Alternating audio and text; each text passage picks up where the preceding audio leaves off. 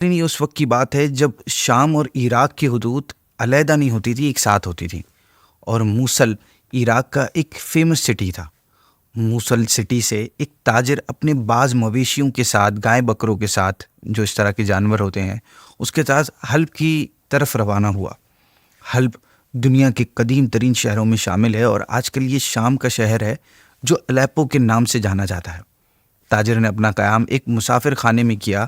مسافر خانہ آج کل کی ہوٹل کا آپ اولڈر ورژن سمجھ لیں، جس میں شارٹ ٹائم کے لیے لوگ ٹھہرتے، کھانے پینے کی فیسلٹیز ہوتی، لوگ لمبے سفر کے دوران یہاں رکتے تھے، کچھ دیر یا کچھ دن آرام کرتے، پھر اپنی منزل کی طرف روانہ ہو جاتے۔ اس مسافر خانے کے قریب جہاں پہ وہ تاجر رکا ہوا تھا، ان دنوں مویشیوں کا ایک میلہ لگا ہوا تھا۔ تاجر نے اپنے فوراً مویشی جلدی جلدی بیچے اور موصل کی طرف واپس جانے لگا۔ اس تاجر کو معلوم نہیں تھا کہ ایک ڈاکو مسلسل اس کے ساتھ لگا ہوا ہے اور اس کی نگاہ اس پر جمی ہوئی تھی۔ اس ڈاکو کو معلوم تھا کہ اس تاجر کے پاس اچھی خاصی رقم موجود ہے۔ وہ موقع کی تلاش ہی میں تھا کہ کب اسے موقع لگے اور وہ اپنا ہاتھ صاف کرے، اور یہ موقع آخرکار اسے مل ہی گیا جب راستے میں تاجر ایک ویران جگہ پر ایک درخت کے نیچے کچھ آرام کرنے کے لیے رکا۔ ڈاکو نے موقع پاتے ہی تاجر پر حملہ کر دیا، اس کی گردن پر اپنا خنجر رکھا اور کہا، جو کچھ تیرے پاس ہے نکال کر میرے حوالے کر دے۔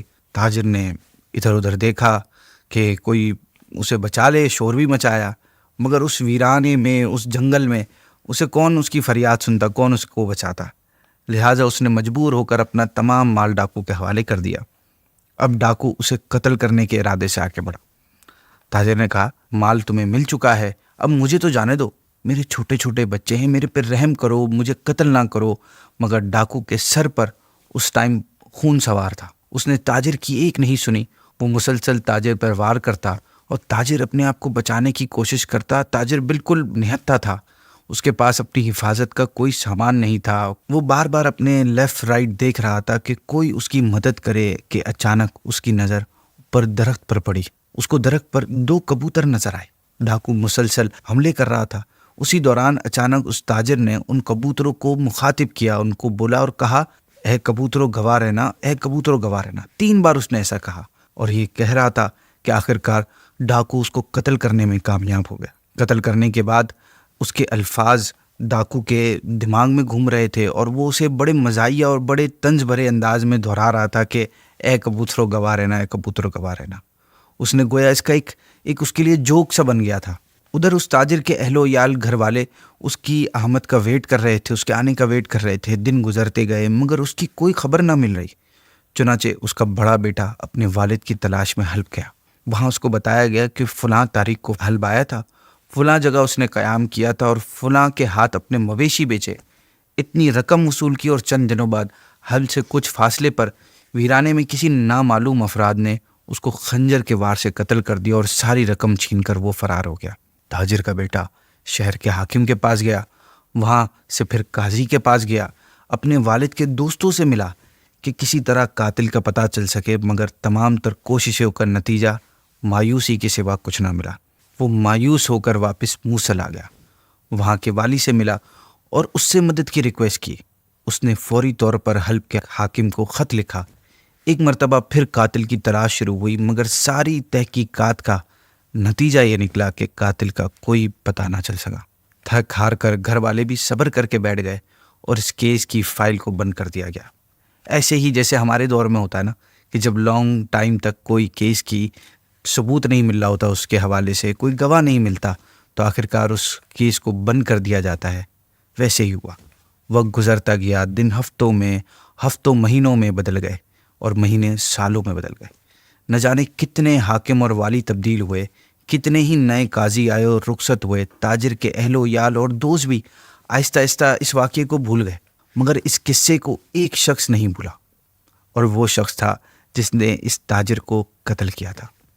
جب بھی وہ 2 کبوتروں کو ایک ساتھ بیٹھا دیکھتا تو اس کے الفاظ اس کے دماغ میں یاد آ جاتے کہ اے کبوتروں گواہ رہنا، اے کبوتروں گواہ رہنا۔ اب یہ شخص خاصا امیر کبیر شخص بن چکا تھا، بڑے موبے والا بن چکا تھا۔ ایک دفعہ کسی قریبی رشتہ دار کے ہاں دعوت تھی، کھانے میں بہت زیادہ لوگ تھے، جن میں شہر کے اعلیٰ حکام بھی شامل تھے۔ کھانا لگایا گیا تو سامنے مختلف قسم کے کھانے تھے۔ اس قاتل نے ایک بڑی تھالی میں سے جب ڈھکن اٹھایا تو سامنے 2 کبوتر بنے ہوئے پڑے ہوئے تھے۔ ناظرین، کبوتر کھانا ویسے تو حلال ہے اور اس کا گوشت انتہائی ٹیسٹی بھی ہوتا ہے، اور اس کے ساتھ ساتھ کئی بیماریوں کے علاج کے لیے بھی استعمال کیا جاتا ہے۔ فالج کے مریضوں کو خاص طور پر اس کا گوشت ریکمنڈ کیا جاتا ہے۔ بہرحال جب اس کے سامنے کبوتر دیکھے اس نے تو اس نے ایک لمبی سانس لی، اور آنکھوں کے سامنے وہی واقعہ اس کے دماغ میں گھومنے لگا کہ جب ایک درخت کے اوپر 2 کبوتر بیٹھے تھے اور نیچے خون میں لت پت وہ آدمی کہہ رہا تھا کہ اے کبوترو گواہ رہنا، اے کبوترو گواہ رہنا۔ اور پھر اس نے غیر ارادی طور پر انٹینشنلی ایک زوردار کہکا لگایا۔